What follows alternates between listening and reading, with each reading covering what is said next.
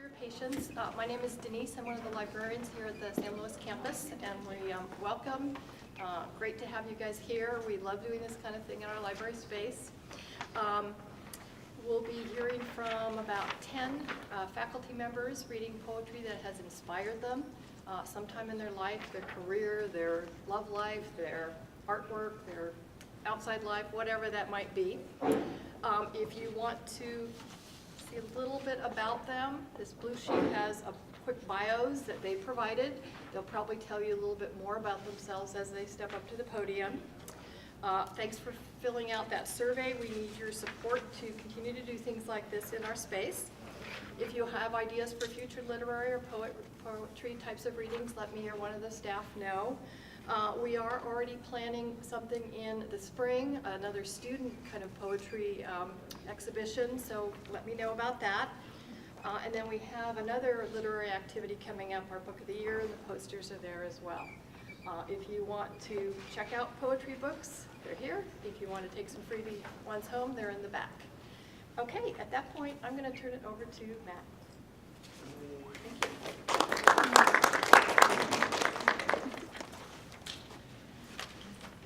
Okay, thank you again to the library and for setting this up. And the idea with this one was that we would try to just pick some short passages from prose or some poems that were not only inspiring maybe in general once you read them, but were pivotal for each reader in inspiring him or her to maybe pursue a career, maybe just to go outside for the day. It depends on what kind of inspiration is needed.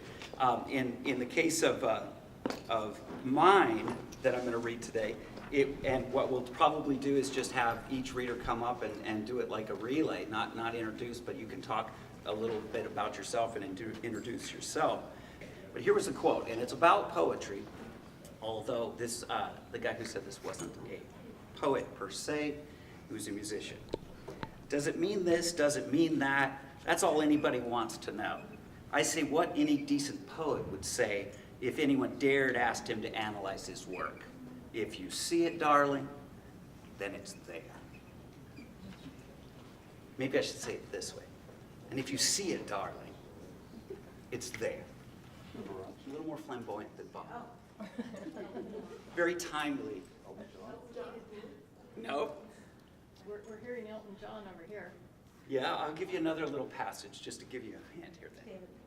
Yeah, I'm a rocket ship on my way to Mars. No, on a collision course. I'm a satellite out of control. I'm a sex machine ready to reload like an atom bomb. Oh, oh, oh, explode. I'm burning through the sky. Freddie Mercury. There we go. Who got that? I don't know, I heard it there. Nice.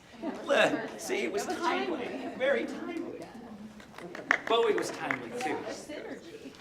So we'll get to this other one here in a little bit. I'm going to start and read a poem that was inspiring to me at about the age of 4 till about the age of 20 when I finally got out away from my dad.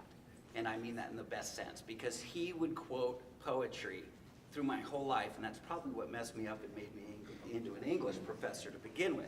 I remember being out on our ranch where he grew up, and he just, whatever it was, oh, to strive, to seek, to find, and not to yield, as I was digging a ditch helping him, and he's quoting Tennyson, right? So this is really going to mess with you the rest of your life if you're hearing these kind of quotes go on. And this was one that he would repeat over and over again throughout my childhood, and it obviously had a dramatic effect on me. This is Dylan Thomas's "Do Not Go Gentle into That Good Night." Do not go gentle into that good night. Old age should burn and rave at close of day. Rage, rage against the dying of the light. Though wise men at their end know dark is right, because their words had forked no lightning, they do not go gentle into that good night. Good men, the last wave by, crying how bright their frail deeds might have danced in a green bay. Rage, rage against the dying of the light. Wild men who caught and sang the sun in flight, and learned too late they grieved it on its way. Do not go gentle into that good night. Grave men near death, who see with blinding sight, blind eyes could blaze like meteors and be gay, rage, rage against the dying of the light. And you, my Father, there on the sad height, curse. Bless me now with your tears. I pray, do not go gentle into that good night. Rage, rage against the dying of the light. Thank you very much. And I think we're ready for who wants to go next. You guys can just have a free-for-all with fighting over who wants to read first or last. All right, Eric. Our newest faculty member in English, Eric Atkinson, come on up. Yes, I'm the new guy. This thing is a death trap. I'm the newest guy here in the English department. The thing I chose to read is not really poetry, but very poetic, from James Baldwin. The book I'm choosing is The Fire Next Time, published in 1963. And basically this is his essay. It's only about 105 pages. His essay talking about having a conversation about what's going on here in the United States since the Emancipation Proclamation was released in 1863, and what's happened since then.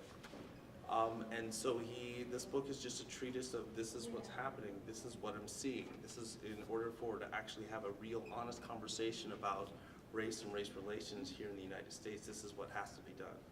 So this last part here is just mind-blowing. It's one of those things that the first time I read it, I had to stop and go have a sandwich and really think about what he's talking about. So, in fact, this is so profound, it was so earth-shattering that Ta-Nehisi Coates borrowed a lot of what he's doing here to make Between the World and Me, even the form, the style. So here we go. A vast amount of energy that goes into what we call the Negro problem is produced by the white man's profound desire not to judge those who are not white, not to be seen as he is, and at the same time, the vast amount of the white anguish is rooted in the white man's equally profound need to be seen as he is, to be released from the tyranny of his mirror. All of us know, whether or not we are able to admit it, that mirrors can only lie, that death by drowning is all that awaits one there. It is for this reason that love is so desperately sought and so cunningly avoided. Love takes off masks that we fear we cannot live without and know we cannot live within. I use this word love here not merely in the personal sense, but as a state of being or state of grace, not in the infantile American sense of being made happy, but in the tough and universal sense of quest and daring and growth.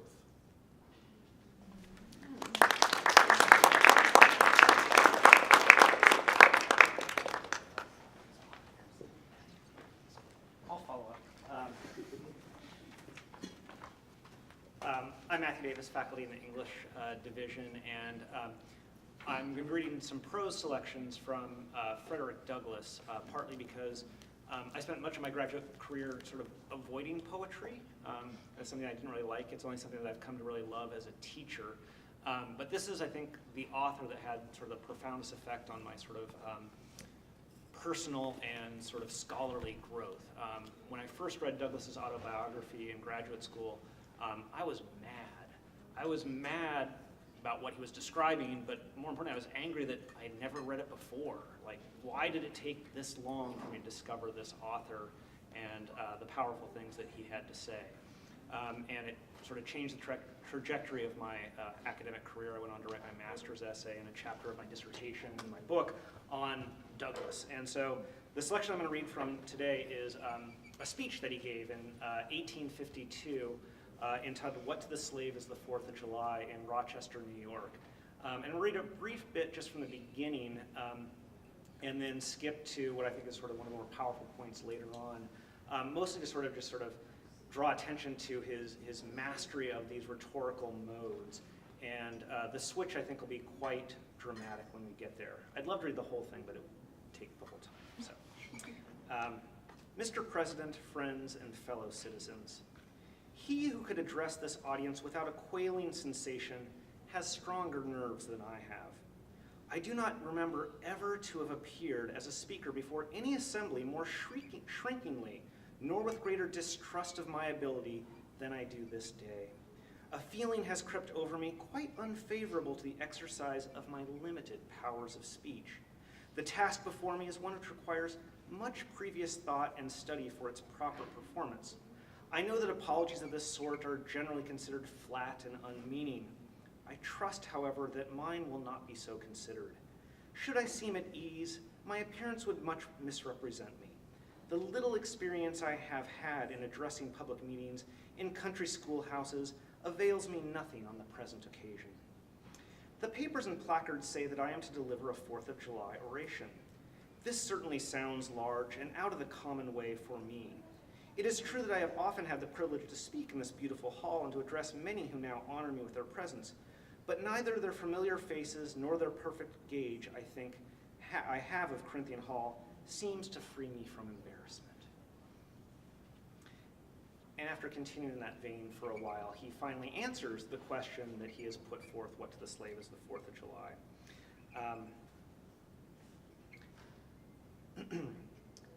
which we'll get to about midway through this last selection.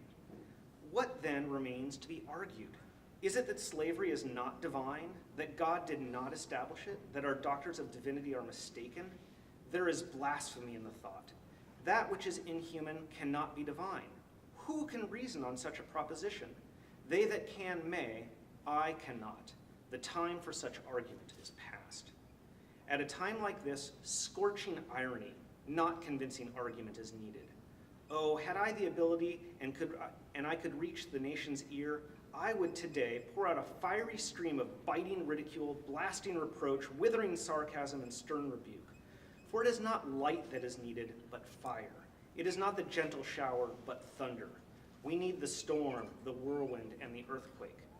The feeling of the nation must be quickened. The conscience of the nation must be roused. The propriety of the nation must be startled. The hypocrisy of the nation must be exposed. And its crimes against God and man must be proclaimed and denounced. What to the American is your 4th of July?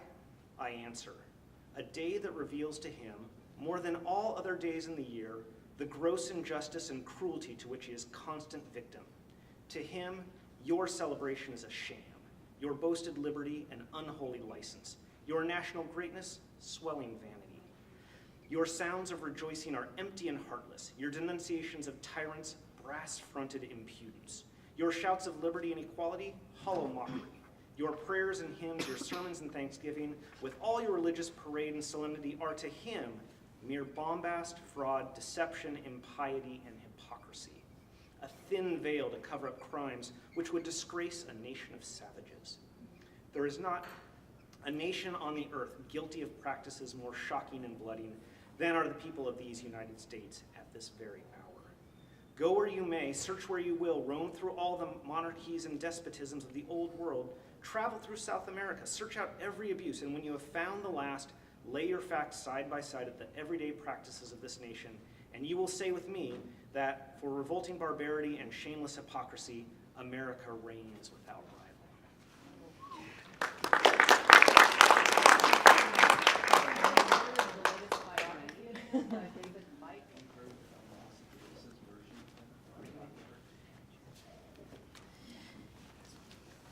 So, I chose two. And one is sort of short and one is a little bit longer. My name is Rachel Barnett and I teach in English here and also in college success studies. My PhD is in comparative American ethnic literature. So one of the reasons that I had to choose at least more than one is because I'm all about bringing things in. So one is from the first, which is shorter, is from Leslie Marmon Silko's Ceremony, which, if you haven't read it, is one of the most significant novels of the 20th century. She is a Laguna Pueblo poet and writer, writing about a Laguna Pueblo man who comes back after World War II and is devastated, right, and trying to discover what's going on with him. And so this is just a little tiny excerpt in which, and it's situated where an elder from the tribe has come to speak with Teo and see how to help him.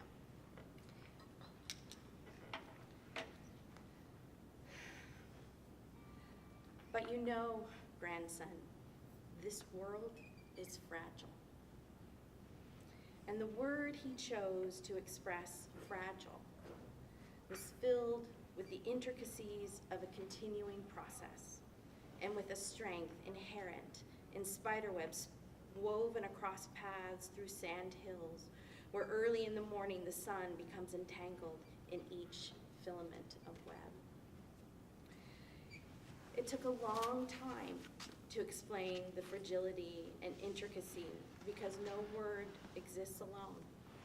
And the reason for choosing each word had to be explained with a story about why it must be said in this certain way. That was the responsibility that went with being human, old Kush said. The story behind each word must be told so that there could be no mistake in the meaning of what had been said. And this demanded great patience and love. There's that first one. And I love that because, well, because it really is really hitting upon that idea that the way we make our world, the way we understand our world, the way we change our world is in words and in the narratives that we tell. And that we have to take great patience and love when we think about what we're going to say and how we're going to say it. And we have to remember how continuously connected we are, even when we prefer not to recognize that connection, because it's always there. And then the second one sort of echoes what we kind of have before. It's Baldwin again, right? And you could hear, if you didn't notice it, the way that Baldwin in The Fire Next Time is pulling on Douglas, right? We need the fire. So this is actually from a short story by James Baldwin called Sonny's Blues. And both of these are texts that I have taught numerous times and that I have taught to sort of share with my students because they are things that help you sort of manage the world, and because they themselves are things that help me manage the world, right? I remember what old Kush said about choosing words. So Sonny's Blues was published in 1957, and James Baldwin does a pretty radical thing in 1957, which is to make the hero of his story, Sonny, a recovering heroin addict and jazz musician. And one of the things about the story is that you are sort of primed to pay attention to the narrator, who is Sonny's brother. But really, in the end, you realize you should have been paying attention to Sonny all along. So this comes at the end, and it's about, Sonny is playing the blues, he's a pianist, and it's like sort of a long piece, but what you'll notice is the ways in which Baldwin really captures music and captures the power of it, and particularly captures the power of blues.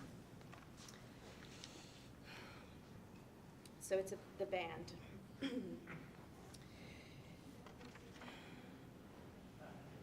Then Creole stepped forward to remind them that what they were playing was the blues. He hit something in all of them. He hit something in me, myself, and the music tightened and deepened. Apprehension began to beat the air. Creole began to tell us what the blues were all about. They were not about anything very new. He and his boys were up there keeping it new, at the risk of ruin, destruction, madness, and death, in order to find new ways to make us listen. For while the tale of how we suffer and how we are delighted and how we may triumph is never new, it must always be heard. There isn't any other tale to tell. It's the only light we've got, in all this darkness. And this tale, according to that face, that body, those hands on those strings, has another aspect in every country and a new depth in every generation. Listen, Creole seemed to be saying, listen. Now these are Sonny's blues. He made the little black man on the drums know it and the bright brown man on the horn. And Creole wasn't trying any longer to get Sonny in the water. He was wishing him Godspeed. And then he stepped back very slowly, filling the air with the immense suggestion that Sonny speak for himself. And then they all gathered around Sonny, and Sonny played. Every now and again, one of them seemed to say, amen. Sonny's fingers filled the air with life, his life. But that life contained so many others. And Sonny went all the way back. He really began with the spare, flat statement of the opening phrase of the song. And then he began to make it his. And it was very beautiful because it wasn't hurried and it was no longer a lament. I seemed to hear with what burning he had made it his and with what burning we had yet to make it ours. How we could cease lamenting. Freedom lurked all around us, and I understood at last that he could help us be free if we would listen, and that he would never be free until we did. Yet there was no battle in his face now. I heard what he had gone through and would continue to go through until he came to rest in earth. He had made it his, that long line of which we knew only Mama and Daddy, and he was giving it back, as everything must be given back, so that passing through death, it can live forever. I saw my mother's face again and felt for the first time how the stones on the road she had walked must have bruised her feet. And I saw the moonlit road where my father's brother died. And it brought me something else back to me and carried me past it. And I saw my little girl again, and I felt Isabel's tears, and I felt my own tears begin to rise. And yet I was aware that this was only a moment, and that the world waited outside, hungry as a tiger, and that troubles stretched above us longer than the sky. And then it was over. Creole and Sonny let out their breath, both soaking wet and grinning. And there was a lot of applause, and some of it was real. And in the dark, the girl came by, and I asked her to take drinks to the bandstand. There was a long pause while they talked up there in the indigo light. And after a while, I saw the girl put a scotch and milk on the top of the piano for Sonny. He didn't seem to notice it, but just before they started playing again, he sipped from it, looked toward me, and nodded. And then he put it back on the top of the piano.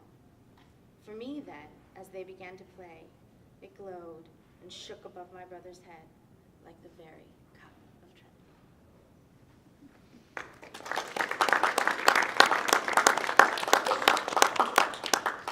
So that one is beautiful, and that's what Baldwin always does. I have read that particular piece out loud to my students for 20 years, and every single time I cry. That's what words can do. Thank you. I guess I'll be next because mine is so short. I was a hog. No, it's good. It's good. It's gonna balance. It's gonna work out beautifully.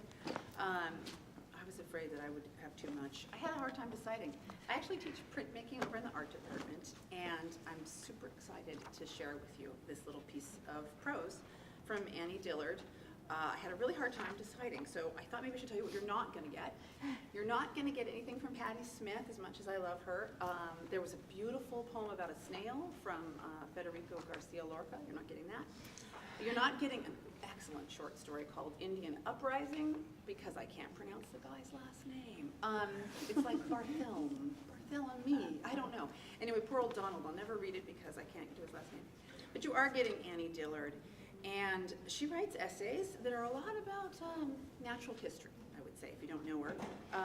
This one is from an essay collection called Teaching a Stone to Talk.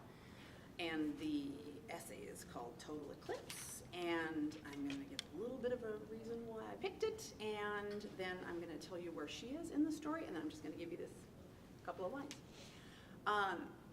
The total eclipse. Maybe you went to it last year. I did with my husband, son, and my brother, and we rented a giant SUV and kind of bombed out there in this thing which we called the Hippo, and camped with all the other Umbraphiles to watch this thing. And you get, it's forever, it's Eastern Oregon, it's really pretty remote. You get way out there and you see them, they're on the road with you, the other people, and you know we're all going to the same place, to be in the line of totality. You get there, you camp, you get up the next morning and you're just waiting and waiting, and you have your funny, which if I was a better performance artist, I would have brought these like dark glasses that emit no light but looking at the sun. And you have a telescope that's going to let you look at it, and you have these glasses taped to your cell phone so you can take some pictures. And you're waiting and you're waiting, and it starts, and you're like, yeah, I've seen the clips. This is fun. It's just the thing. And it goes and it goes and it goes and it goes, and then it's dark, and everything is different. The insects are different. The bird song is different. Everything is different. And then the light comes back in about 2 minutes, and everybody around you says, wow, we hadn't seen anything until we saw that. Totality is the thing, right? It really changes how you feel about it. So this is Annie Dillard talking about seeing a total eclipse in 1979 in Yakima, which is eastern Washington. She's talking about the starkness of this experience, right? And that there is no moon. You don't see the moon. You see like what looks like sky covering the sun until it gets to the end, and then it's like a black disc, and she's talking about that. Okay. Seeing this black body was like seeing a mushroom cloud. The heart screeched. The meaning of the sight overwhelmed its fascination. It obliterated meaning itself. If you were to glance out one day and see a row of mushroom clouds rising on the horizon, you would know at once what you were seeing. Remarkable as it was intrinsically not worth remarking. No use running to tell anyone. Significant as it was, it did not matter a whit. For what is significance? It is significance for people. No people, no significance. This is all I have to tell you.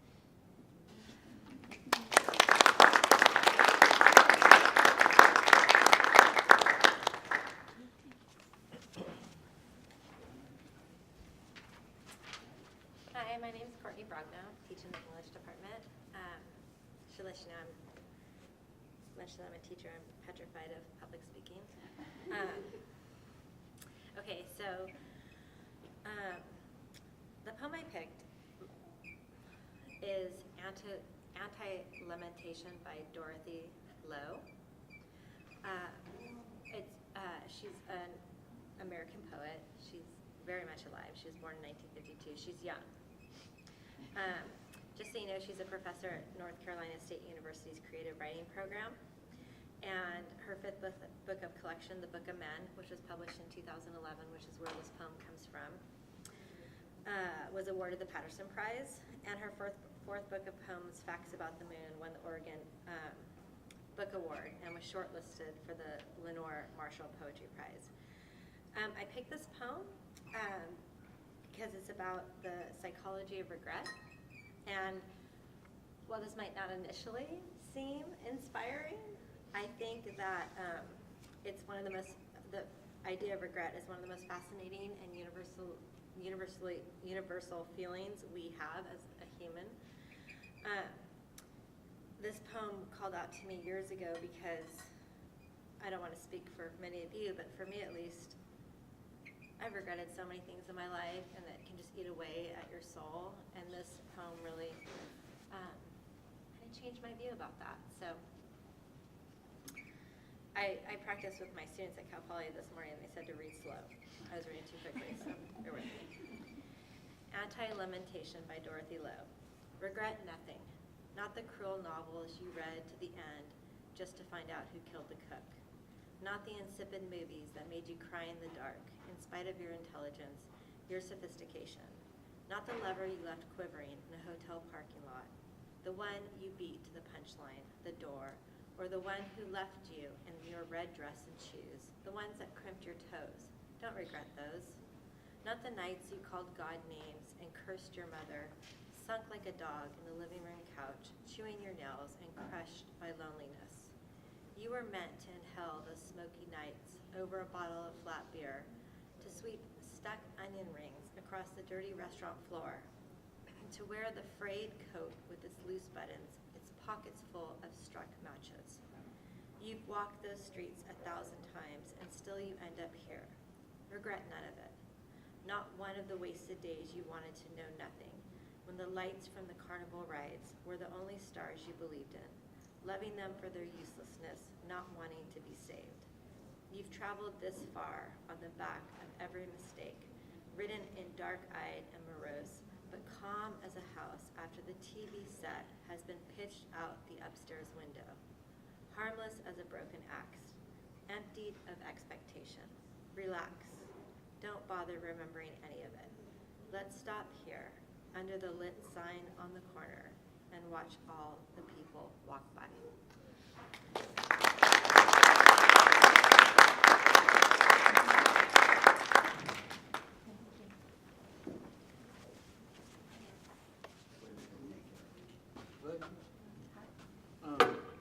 I guess I'll do a poem I memorized a long time ago, and it's a poem that's really common. Many people know it. William Blake's Tiger, and I like this poem a lot because it really rocks. Right? It has a solid beat, has a lot of like energy and power. Right? It's from his Songs of Experience. Okay, so. Tiger, tiger, burning bright in the forest of the night, what immortal hand or eye could frame thy fearful symmetry? In what distant deeps or skies burnt the fire of thine eyes? On what wings dare he aspire? What the hand dare seize the fire? And what shoulder and what art could twist the sinews of thy heart? And when thy heart began to beat, what dread hand and what dread feet? What the hammer, what the chain, in what furnace was thy brain? What the anvil, what dread grasp, dare its deadly terrors clasp? When the stars threw down their spears and watered heaven with their tears, did he smile his work to see? Did he who made the lamb make thee? Tiger, tiger, burning bright in the forest of the night, what immortal hand or eye dare frame thy fearful symmetry?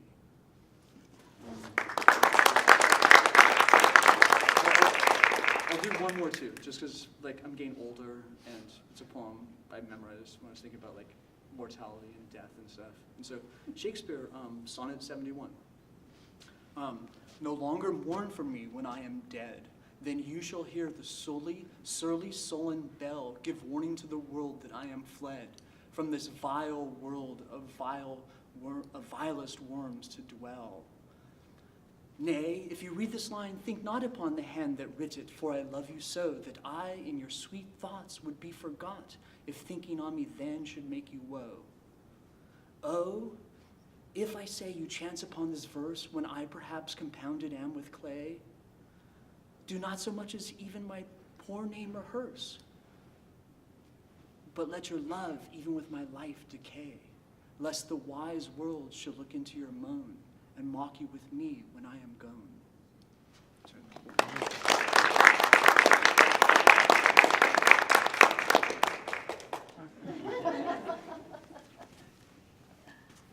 I don't have anything memorized. That was impressive, Roland. I got one more. Please. No, later. Well, I'm Steve Leone. I'm the English Division Chair, and poetry is one of my biggest passions. I had a chance to study with Phil Levine at Fresno State, and I thought I might read a Phil Levine poem. I also had an opportunity to work with two other poets that I love dearly and brought to Fresno State, and that's the poets Durian Locks and Lee Young Lee. So if I have time, can I just read three quick poems? Let me start with, let me end with Levine. He basically taught and had an influence over Durian Locks and Young Lee. So let me start with a poem from Leo Link's collection, Prose, and it's titled The Gift. To pull the metal splinter from my palm, my father recited a story in a low voice. I watched his lovely face and not the blade. Before the story ended, he removed the iron sliver I thought I'd die from. I can't remember the tale, but hear his voice, still, a well of dark water, a prayer. And I recall his hands, 2 measures of tenderness he laid against my face, the flames of discipline he raised above my head. Had you entered that afternoon, you would have thought you saw a man planting something in a boy's palm, a silver tear, a tiny flame. Had you followed that boy, you would have arrived here, where I bend over my wife's right hand. Look how I shave her thumbnail down so carefully she feels no pain. Watch as I lift the splinter out. I was 7 when my father took my hand like this, and I did not hold that shard between my fingers and think, metal that will bury me. Christen it Little Assassin, or going deep for my heart. And I did not lift up my wound and cry, death visited here. Oh, that goes. I did what a child does when he's given something to keep. I kissed my father. It's one of my favorite little poems.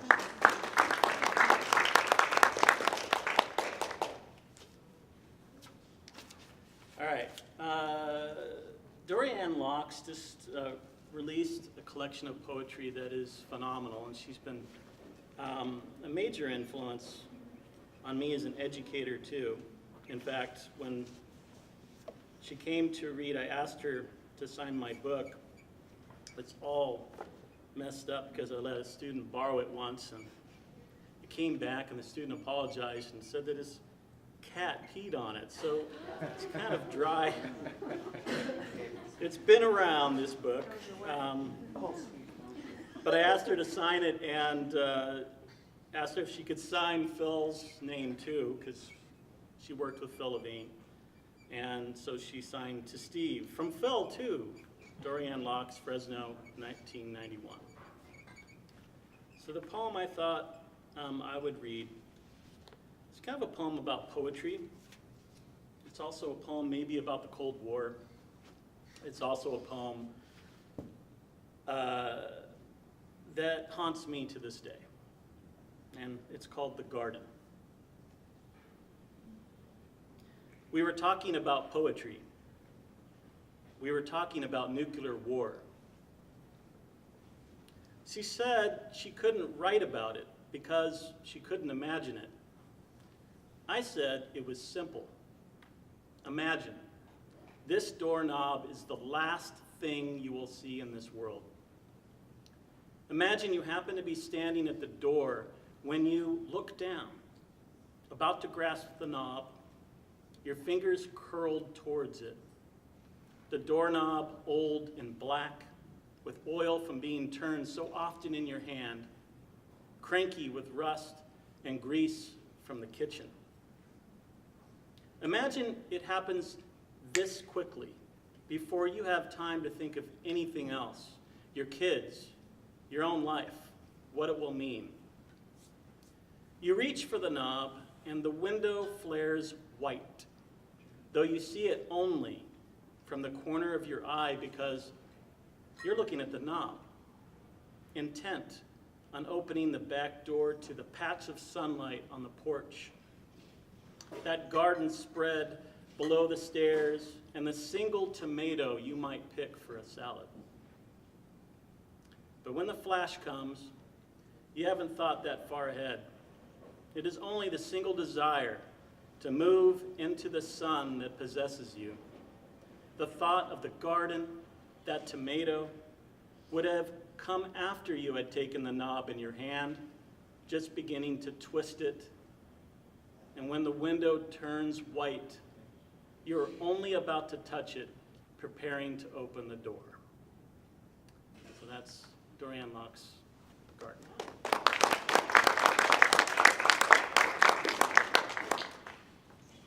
And then Phil Levine. He was a kick in the ass.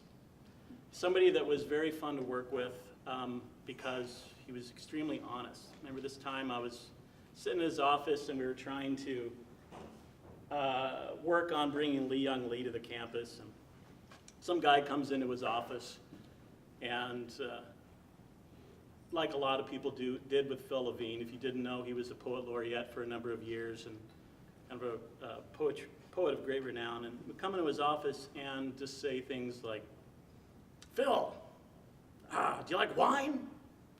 Yeah, I like wine. Do you like red wine? Yeah, I like red wine. I'm going to bring you a bottle of red wine. Okay, that's great. The guy would leave, and then he leaned forward on his desk, and he looked at me, and he goes, that guy's out of his effing mind. And he just had that kind of way of looking at something kind of blankly and simply and calling it for what it was. And he didn't pull any punches, especially as a creative writing instructor. This poem is one that I used to have memorized. I wish I still had the faculties that Roland did in his reading. Some of you may have heard of this, but it's one that a couple of buddies of mine, grad students, we used to just recite of the snap of a finger. We'd see each other in the hallways, and I don't remember it now, so I'm going to have to read it, and it's What Work Is. We stand in the rain in a long line, waiting at Ford Highland Park for work. You know what work is. If you're old enough to read this, you know what work is, although you may not do it. Forget you. This is about waiting, shifting from one foot to another, feeling the light rain falling like mist into your hair, blurring your vision until you think you see your own brother ahead of you, maybe 10 places.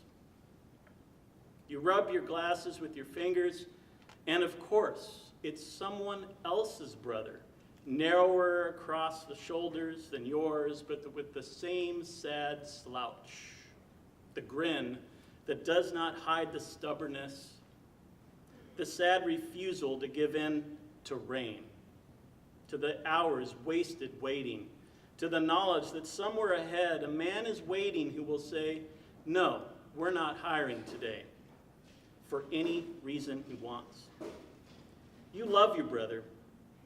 Now suddenly, you can hardly stand the love flooding you for your brother who is not beside you or behind or ahead, because he's home trying to sleep off a miserable night shift at Cadillac so he can get up before noon to study his German, works 8 hours a night so he can sing Wagner, the opera you hate most, the worst music ever invented. How long has it been since you told him you loved him, held his wide shoulders, opened your eyes wide and said those words and maybe kissed his cheek?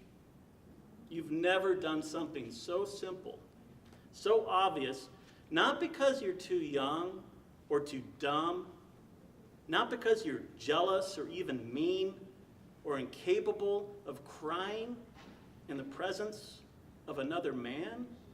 No, just because you don't know what work is. So that's Phil Levine.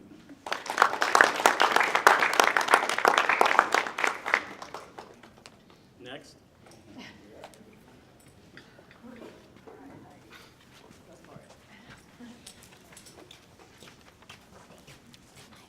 Hi. I don't know why I thought I'd be sitting. That's extra awkward, and I'm not a faculty member on the English side or on the art side, but I'm a counselor here on this campus. My name is Heidi Weber, and I've never done anything like this, so I'm super excited to be here and have this opportunity. So I chose to read to you just a little excerpt from Tracks, which was written by Louise Erdrich. This particular novel was an assignment to me when I was living in Durango, Colorado, attending San Juan College in Farmington, New Mexico, a part of the world that I didn't grow up near at all. I'm from Sacramento originally, and it was much cheaper. The out-of-state tuition was $35 a credit, so I drove an hour south to New Mexico. And it was a general English class, just like our English 201A, and my professor, Connie Jacobs, assigned this to us, and this and that course were really the deciding factor in me pursuing English as my undergraduate degree. And if multicultural literature, American and North, Middle, and South American literature, I think would have been my focus if that was an option. Every chance I got, and especially if Erdrich was in the, was on the syllabus, I took the class. And I graduated from Portland State, is where I ended up, but my world just opened up, and so I was trying to pick a particular passage, but then I thought, well, I might as well start with the beginning, because that's the part that grabbed me, and then if you'd like to finish it, you can. So I'm just going to read a portion, just a few pages from the beginning of chapter 1. So a little bit about Louise Erdrich, for those of you that don't know. She was raised in North Dakota, and she's a mother and was a wife for a period of time. And she's just one of my favorite. She's a poet also, but a novelist as well. And I haven't actually read a bunch of her poetry, but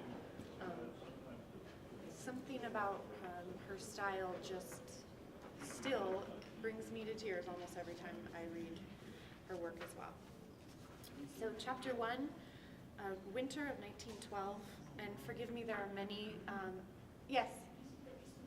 Sure, I tend to be a really loud human, so I am afraid every time I walk into a library, so yes, I will happily Nobody's complaining. speak up. Okay, and I'm going to take this off too, because it's noisy. So I'm going to butcher some of these words, and I apologize, but I will do my best. Can you hear me a little bit better now? Okay. So winter 1912, Manitou Gisons, Little Spirit Sun, Nanabush. We started dying before the snow, and like the snow, we continued to fall. It was surprising.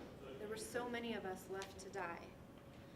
For those who survived the spotted sickness from the south, our long fight west to Nadusu land, where we signed the treaty, and then a wind from the east, bringing exile in a storm of government papers. What descended from the north in 1912 seemed impossible. But then we thought disaster must surely have spent its force. That disease must have claimed all of the Anishinaabe that the earth could hold and bury. But the earth is limitless, and so is luck. And so were our people once. Granddaughter, you are the child of the invisible, the ones who disappeared when, along with the first bitter punishments of early winter, a new sickness swept down. The consumption, it was called by young Father Damien, who came in that year to replace the priests who succumbed to the same devastation as his flock. This disease was different from the pox and fever, for it came on slow. The outcome, however, was just as certain. Whole families of your relatives lay ill and helpless in its breath. On the reservation, where we were forced close together, the clans dwindled. Our tribe unraveled like a coarse rope, frayed at either end, as the old and new among us were taken. My own family was wiped out one by one, leaving only Nanapush. And after, although I had lived no more than 50 winters, I was considered an old man. I'd seen enough to be one. In the years I'd passed, I saw more change than in 100 upon 100 before. My girl, I saw the passing of times you will never know. I guided the last buffalo hunt. I saw the last bear shot. I trapped the last beaver with a pelt of more than 2 years' growth. I spoke aloud the words of the government treaty and refused to sign the settlement papers that would take away our woods and lake. I axed the last birch that was older than I, and I saved the last pillager, Fleur, the one you will not call mother. We found her on a cold afternoon in late winter out in your family's cabin near Machimanito Lake, where my companion, Edgar Paquan of the tribal police, was afraid to go. The water there was surrounded by the highest oaks, by woods inhabited by ghosts and roamed by pillagers, who knew the secret ways to cure or kill, until their art deserted them. Dragging our sled into the clearing, we saw two things: the smokeless tin chimney spout jutting from the roof, and the empty hole in the door where the string was drawn inside. Paquan did not want to enter, fearing the unburied pillager spirits might seize him by the throat and turn him Wendigo. So I was the one who broke the thin, scrapped hide that made a window. I was the one who lowered himself into the stinking silence onto the floor. I was also the one to find the old man and woman, your grandparents, the little brother and 2 sisters, stone cold and wrapped in gray horse blankets, their faces turned to the west. Afraid as I was, stilled by their quiet forms, I touched each bundle in the gloom of the cabin and wished each spirit a good journey on the 3-day road, the old-time road, so well trampled by our people this deadly season. Then something in the corner knocked. I flung the door wide. It was the eldest daughter, Fleur, about 17 years old then.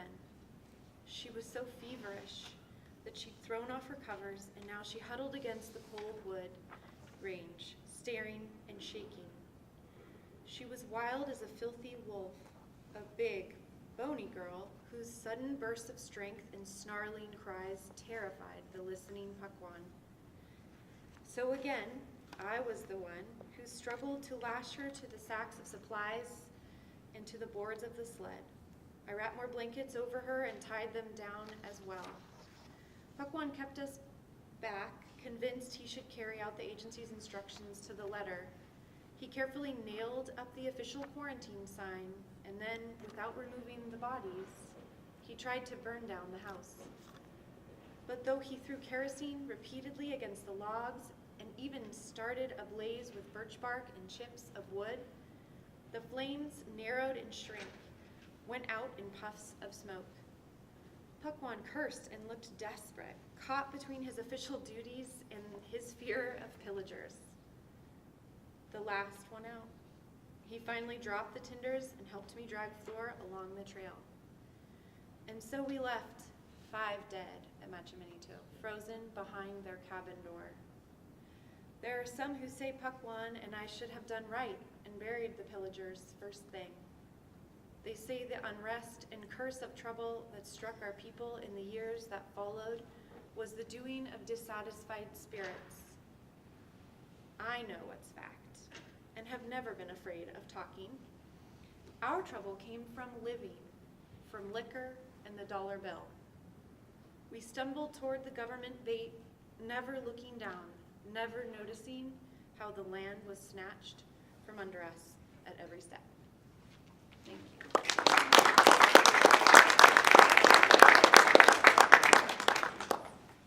All right, I think that does our reading. I wanted to give this book away, and I thought I would give you guys a little line from a work that is written in the same meter as Homer's Odyssey.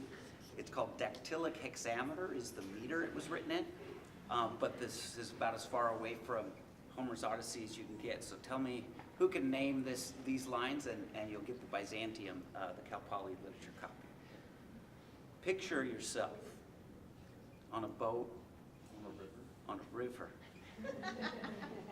with tangerine trees and marmalade skies. And what I find interesting about that line, that it is in dactylic hexameter, and it became kind of the 20th century's version of Homer as far as a band that captured the essence of poetry and journey and everything. So who is that? It's the Beatles, yes. It's Lennon and McCartney, right? Lucy in the Sky with Diamonds. So there you go, unless you want to pass it on. So thanks to all the readers. That was incredible. We'll be doing more of these readings. We're going to have a student reading next spring. We'll have some, we're going to have the Tell Us contest in March, typically. And so be looking to submit and read from that. And thank you all for coming. Thank you. Thank you.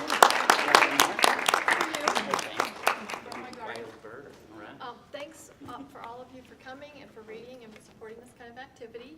I don't know if I said this was actually part of the faculty lecture series. We got that, overlay on what we're doing. We also have one other poetry thing coming up in North County that I can tell you about. It's going to be, I think it's April 16th. We got a grant to get a Latina poetess from the Valley, from Fresno. She's going to be coming there, and she's going to be doing a 2-hour workshop on creating poetry, and especially we're emphasizing multilingual poetry. Oh, cool. Yeah, we'll give you more information on that. So, okay, All right, great, thanks. Okay. Thank you.